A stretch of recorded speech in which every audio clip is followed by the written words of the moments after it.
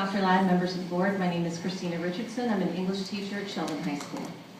Prior to teaching, I was employed in finance, so I'm puzzled at the myopic focus the board has chosen to take regarding the issue of healthcare.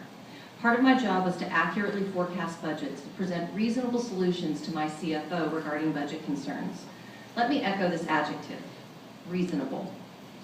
I left my position to be in a profession that I would feel fulfilled in. So let me marry my two areas of expertise when I say to you, thou art unreasonable. I've spent the greater part of my absolute confusion is the hard line you're taking with the hard cap on healthcare. It's not a reasonable solution. It's nothing short of an act of aggression. You are absolving yourselves of any part of the position of employer and allowing your soldiers to take the field as mercenaries, fighting, unprotected for whatever the state and privatized companies will enact. The projected numbers you expect me to encumber alone is catastrophic at best.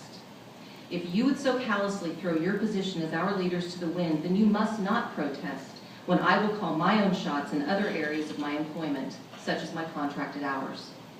I have spent the greater part of my last 2 weeks at home conflicted.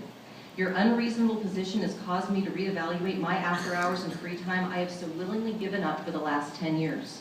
In the last 18 weeks, I conservatively have calculated 325 unpaid hours that I have devoted to my students. I have sacrificed mornings, nights, and weekends to build trust in me as their leader. And now, when times are hard, my leaders are choosing to abandon me. Your last board meeting presented a math program that was based on building relationships and the importance of cultivating relationships to achieve results. I'm calling you out to model what you preach. I am insisting that your ideal of relationships becomes more than just pretty words in a PowerPoint and actually becomes something real. Your insistence of a healthcare cap is the antithesis of a working relationship. It is unreasonable and divisive. What about a health and wellness program?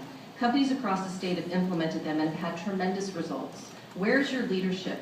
Where's your extended hand and camaraderie to solve this problem together? Why instead this absolute desertion?